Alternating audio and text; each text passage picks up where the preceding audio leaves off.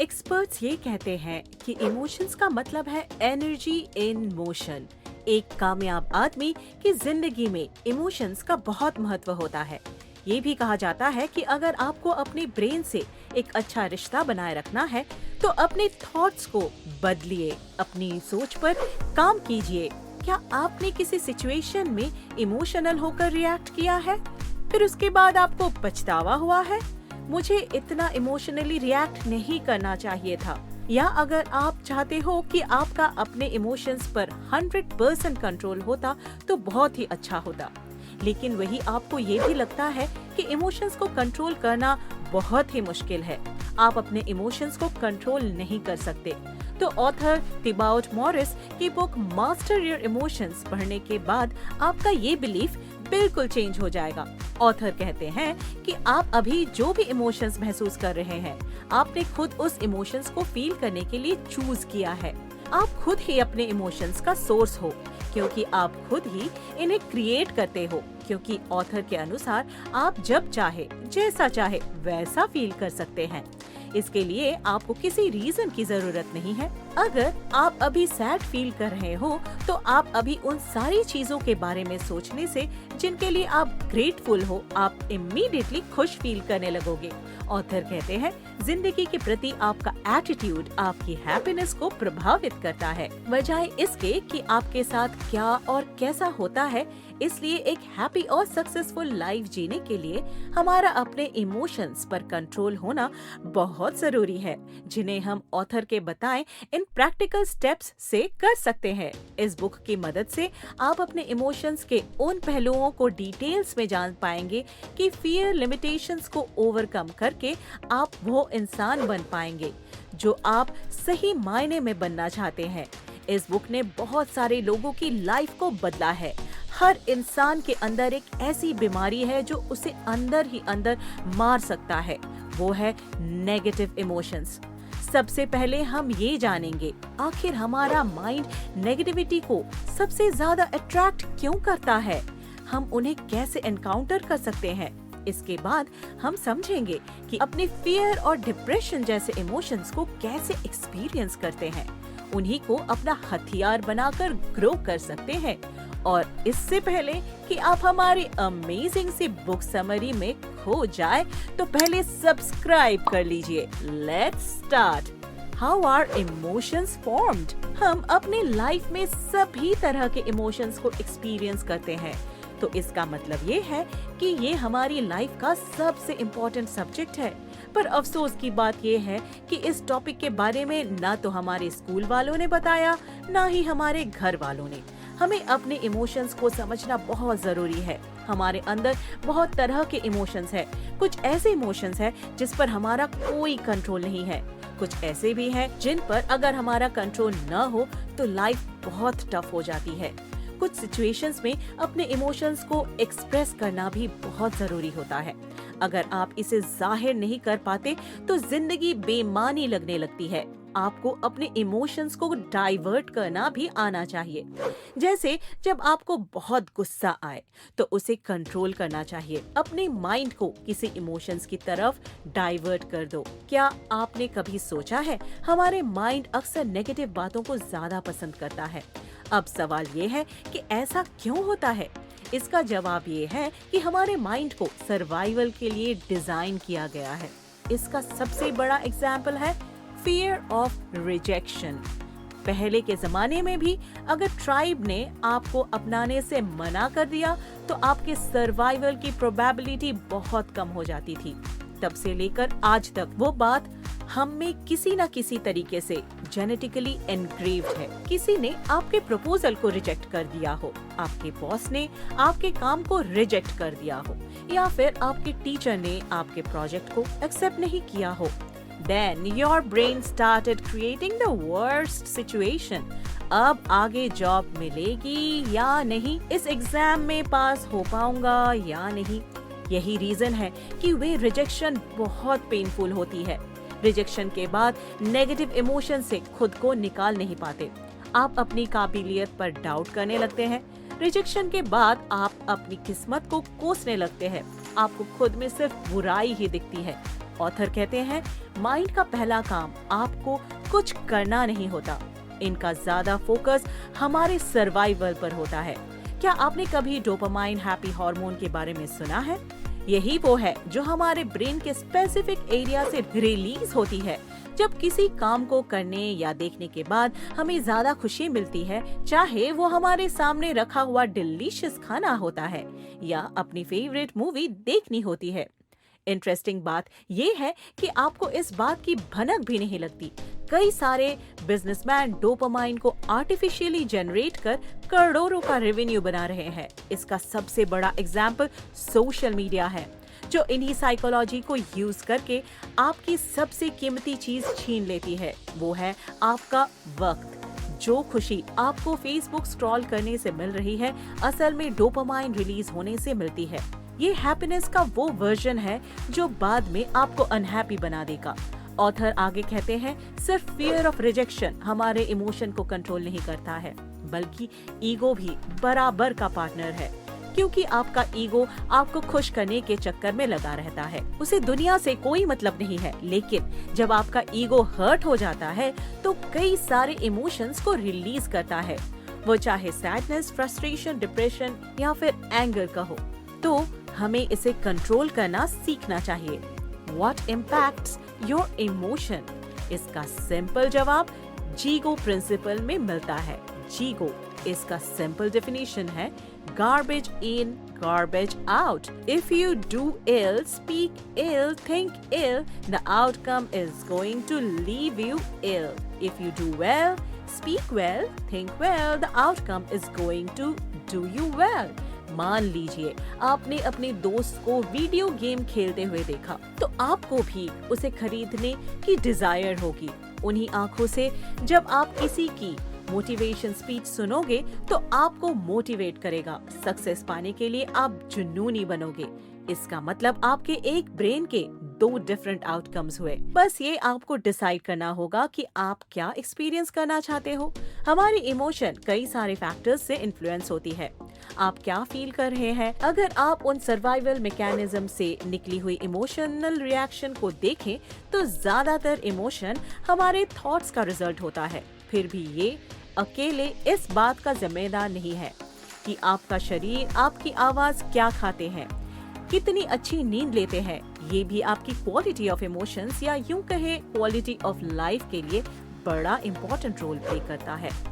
How emotions impact your sleep.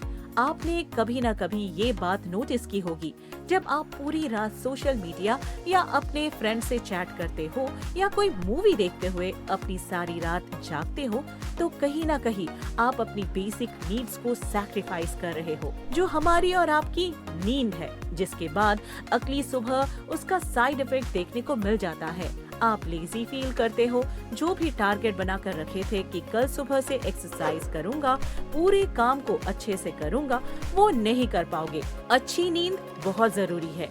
अपने काम पर कंसंट्रेट करने के लिए सिर्फ नेगेटिव इमोशंस ही आएंगे। आगे ऑथर ने ये भी बताया कि 2016 में एक ऑर्गेनाइजेशन के द्वारा रिसर्च से पता चला है, जो लोग 6 घंटे से कम सोते हैं उनकी मोर्टालिटी रेट 30% बढ़ जाती है, उनके कंपैरिजन में जो लोग 7 से 9 घंटे की पूरी नींद लेते हैं। अब सवाल ये है कि आपको अपनी नींद की क्वालिटी कैसे इम्प्रूव करना है। Make your bed pitch black, मतलब लाइट्स ऑफ कर लीजिए या फिर मार्केट से एक स्लीप मास्क ले आइए। Avoid music in electronical devices जैसे कि स्मार्टफोन, टीवी और रिलैक्स योर माइंड। इसी तरह हमारा बॉडी लैंग्वेज, थॉट्स और हमारे एनवायरनमेंट आपके इमोशंस पर गहरा इम्पैक्ट करता है।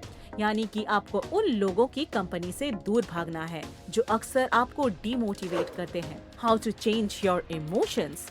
आपने अक्सर ये चीज देखी होगी, अक्सर आपका दिमाग नाव को रिजेक्ट करता है, इससे भागने की कोशिश करता है। लेकिन अगर आप नाव को एक्सेप्ट करना शुरू कर देते हैं तो बदले में ये आपके आने वाले पेन को कम कर देगा। ऑथर ने इस चैप्टर में सिखाया है कि हम अपने नेगेटिव इमोशंस से कैसे बच सकते हैं। इसे बैलेंस करके बची हुई लाइफ में पॉजिटिव इंसान बन सकते हैं। लेकिन इसके बारे में बात करने से पहले हमें ये समझना चाहिए कि आखिर इमोशंस कैसे बनते हैं। ऑथर ने कहा है कि नेगेटिव इमोशंस के 2 फॉर्म होते हैं। पहला, नेगेटिव इमोशन जो हम स्पॉन्टेनियस एक्सपीरियंस से करते हैं। ये इमोशन आपको जिंदा रख सकता है। जैसे कि हमारे एंसेस्टर्स को कोई खूंखार शेर दिख जाता तो वो फियर वाली इमोशंस रिलीज करते थे, लेकिन शेर के बाद उनका फियर वाला इमोशन खत्म हो जाता था। दूसरा नेगेटिव इमोशंस वो है जिसके लिए हमें एक्सटर्नल इवेंट की जरूरत नहीं पड़ती, जो हमारे ही दिमाग में पनपती रहती है। इसको एक एग्जाम्पल से समझते हैं। मान लीजिए कि हमारे पास पैसे की कमी हो रही है, तो दिन के हर सेकंड आपके माइंड में मनी रिलेटेड थॉट्स आते रहेंगे, जिसके रिजल्ट में आपको टेंशन और घबराहट होगी। But emotions are just emotions. आप कुछ सिंपल ट्रिक्स को फॉलो करके इसे दूर भगा सकते हैं। ऑथर कहते हैं कि आप एक बार सोच करके देखो, अगर किसी पेट डॉग का मालिक घर से उसे निकाल देता है तो क्या उसको बुरा फील नहीं होता होगा? क्या वो डिप्रेशन का शिकार होते होंगे? अगर होते भी होंगे तो वो खुद को कैसे ठीक कर लेते हैं? अगर हमें इसका जवाब नहीं पता है तो फिर भी इतना तो यकीन से कह सकते हैं कि वो अपना रास्ता खुद ढूंढ लेते हैं। यही काम आपको भी करना चाहिए। छोटी मोटी ट्रॉमा यानी नेगेटिविटी से अगर आपको बाहर निकलना है तो अपने आप को डिस्ट्रैक्ट करना होगा। कुछ ऐसा करना जिसमें आपकी कंप्लीट अटेंशन की जरूरत हो। अगर बात डीप इमोशन, डिप्रेशन की हो तो ऑब्वियसली उससे आपको बाहर निकलने के लिए ज्यादा वक्त लगेगा। इससे बचने के लिए प्लेन पेपर निकाल लीजिए। नेगेटिव इमोशंस को नोट करो।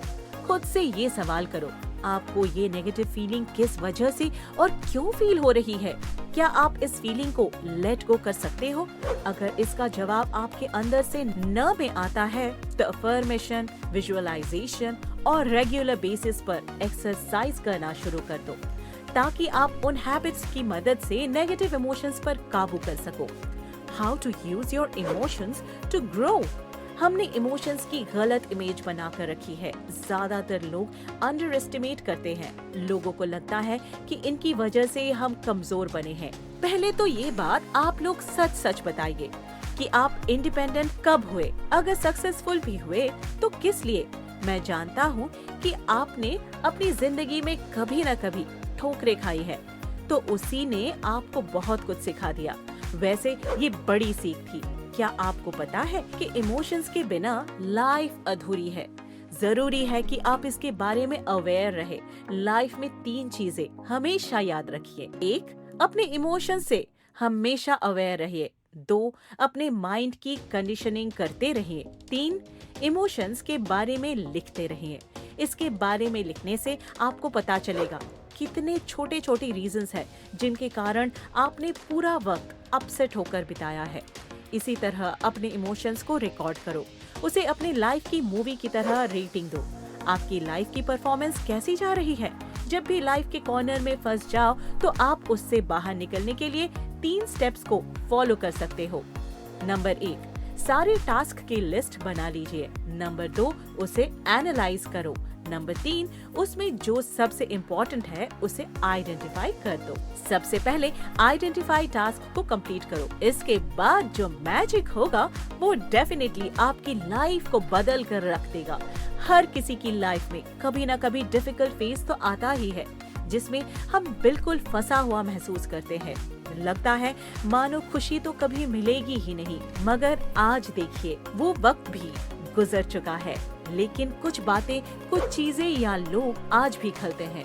तो पहले उनके लिए अपने बिलीफ को बदलिए, फिर इमोशंस अपने आप बदल जाएंगे। नेगेटिव बातें या थॉट्स कई सालों तक मन में दबाकर रखना भी खुद को तकलीफ देना है। उसे खत्म कीजिए। उसके लिए आपको एक फोन कॉल भी करना पड़े, गले लगना पड़े, माफी मांगनी पड़े, एक सिंपल सा मैसेज टाइप करना पड़े, तो देर न करें। हमारी छोटी सी लाइफ में जगह सिर्फ खुशियों को देना चाहते हैं तो उसके लिए जगह भी हमें ही बनानी पड़ती है। बाहरी कोई भी सिचुएशन, इंसान या इवेंट आपके साथ नहीं खेल रहा है, वो बस आपके इमोशन के साथ खेल रहा है। वो इंसान या इवेंट आपके बहुत करीब हो तो इफेक्ट होना लाजमी है, लेकिन अवेयर रहना, किसी बात से बहुत ज्यादा हर्ट नहीं होना। इमोशंस तो हर्ट होंगे, लेकिन अपने आप को टूटने नहीं देना। क्योंकि आपको तोड़ने वाला कोई और नहीं होता, आप खुद होते हैं। क्या आपको लगता है कि आपकी खुशी के रिमोट कंट्रोल आपके हाथ में है? अगर है तो इससे अच्छी चीज आपकी लाइफ में और कुछ नहीं हो सकती। लेकिन अगर आपका जवाब नहीं है तो समझ लीजिए इस जवाब को हाँ में बदलने का वक्त अब आ चुका है, क्योंकि आपके इमोशंस आपकी जिंदगी को काफी इफेक्ट करते हैं।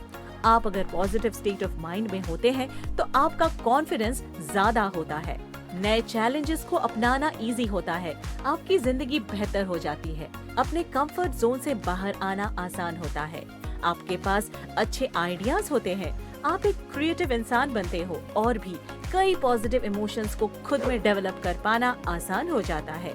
आई होप आपको हमारी ये अमेजिंग सी बुक समरी पसंद आई होगी। यदि आपको ये बुक समरी पसंद आई हो तो लाइक एंड सब्सक्राइब कर दीजिएगा। बाकी डिस्क्रिप्शन में इंस्टाग्राम का लिंक है, वहाँ से भी हमारे पेज को फॉलो कर सकते हैं। तो फिर अभी के लिए बाय बाय।